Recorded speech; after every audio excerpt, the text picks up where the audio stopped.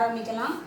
So total radius full radius எவ்வளோன்னு கேட்டால் 5 meters and capital H எவ்வளோன்னு கேட்டால் 12 meters.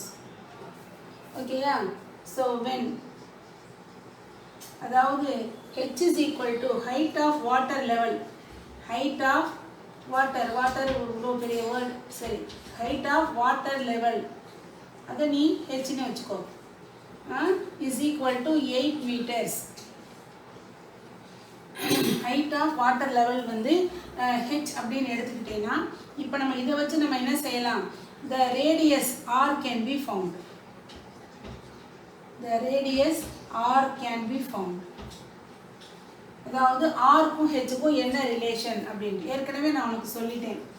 Capital R by capital H is equal to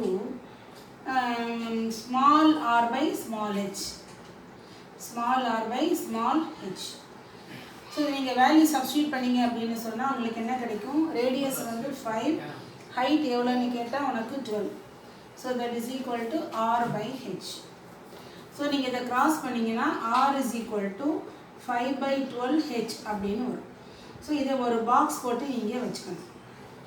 எந்த டைமில் நீ ரேடியஸும் ஹைட்டும் வாட்டர் லெவலுக்கு நீ மெஷர் பண்ணேன்னா அது வந்து கட்டாயமாக இந்த ஈக்குவேஷனை அது சாட்டிஸ்ஃபை பண்ணும்.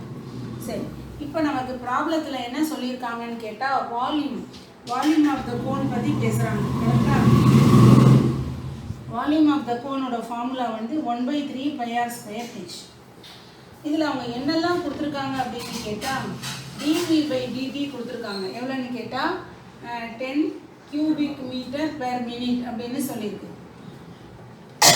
அப்புறம் இந்த ஹைட் வந்து எவ்வளோ 8 மீட்டர்ஸாக இருக்கும்போது if h is equal to 8 meters then dh/dt எவ்வளோ, இதுதான் நம்மளோட கொஷின். கரெக்டாக ஆர் பற்றி அவங்க எதுவுமே சொல்லலை. அப்போ என்ன செய்யணும், ஆரை நம்ம எலிமினேட் பண்ணணும். ஸோ இந்த ஆர் வேல்யூ இதில் நம்ம சப்ஸ்டியூட் பண்ணோம் அப்படின்னா v is equal to 1/3 pi into 5/12h the whole square into h. So that is 1/3 pi into இது வந்து எவ்வளோ 25/144. இது h ஸ்கொயர், பக்கத்தில் ஒரு h, அப்போ இது h cubed. ஏதாவது கட் பண்ணுதான்னு பாரு, ஒன்றுமே அடி போகிற மாதிரி இல்லை. ஸோ அதனால் அதை அப்படியே வச்சுக்கோங்க, ஏன்னா பெருக்கி எழுதிக்கிறோம். ஸோ இப்போ v எவ்வளோ வருது அப்படின்னு கேட்டால் v is equal to that is pi into மேலே வந்து 25 pi. So 25 pi divided by 3 into 144 into h cube. இப்போ நம்ம ரெண்டு பக்கம் என்ன செய்யணும், நம்ம டிஃபரன்ஷியேட் பண்ணணும் with respect to time t. So differentiate with respect to t. இப்போ என்ன வரும் இங்கே, dv/dt is equal to 25 pi by 3 into 144 into 3h square into dh/dt. கரெக்டா? சரி, இப்போ நம்ம என்ன செய்யலாம், இந்த தெரிஞ்ச வேல்யூஸ்லாம் போட வேண்டியதுதான். dv/dt எவ்வளோ கொடுத்துருக்கு 10.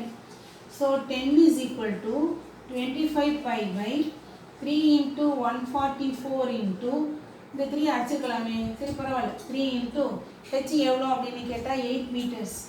So 8 into 8 into dh/dt. வெறும் simplification. So 3 can be cancelled. So வேறு இதை கட் பண்ணலாமல், இது வந்து 2 5s, இது வந்து 5 5s. அடுத்து இங்கே 144 இருக்குது, இங்கே வந்து 8 into 8, இது 8ல் போகுமா, ஸோ எவ்வளோ வருது, இது வந்து 2. ஸோ ஹியர் 5, இந்த 2 அடிக்கலாமே, கட் பண்ணிங்கன்னா 4 வரும். ஓகே, ஸோ இது 4 நம்ம இங்கே வந்து இப்போ நமக்கு 1 இருக்குது. ஸோ இங்கே வந்து 5, இது வந்து ஒரு pi. You can cancel this 4 and this 144. 144 cut பண்ணால் என்ன வரும், 3 4s are 12, ரிமைண்டர் டு 24னா உனக்கு 6ன்னு வரும். ஸோ இங்கே 8 இருக்குது, 8 36 கட் பண்ணால் இது 2 4s, இது வந்து 9. ஸோ இப்போ மேலே ஒரு 2 இருக்குது, 5 pi இன்ட்டு ஒரு 2 கீழே 9, இதுதான். ஸோ திஸ் இன்ட்டு dh/dt அப்படின்னு வருது. ஸோ நீங்கள் மல்டிப்ளை பண்ணிங்கன்னா கிராஸ் கூட பண்ணலாம். ஸோ 9 இது மொத்தம் பெருக்கினீங்கன்னா 10 pi. So this is nothing but dh/dt. ப்ளஸில் வந்திருக்கா மைனஸில் வந்திருக்கா, ப்ளஸில் வந்திருக்கு. therefore the depth is the depth of water is increasing at the rate of 9/10 pi. 9/10 pi. Depth வந்து மீட்டர் தானே, இது வந்து மீட்டர் இருக்கனால இதுவும் அதே மாதிரி metre per minute. Finished. Okay, bye.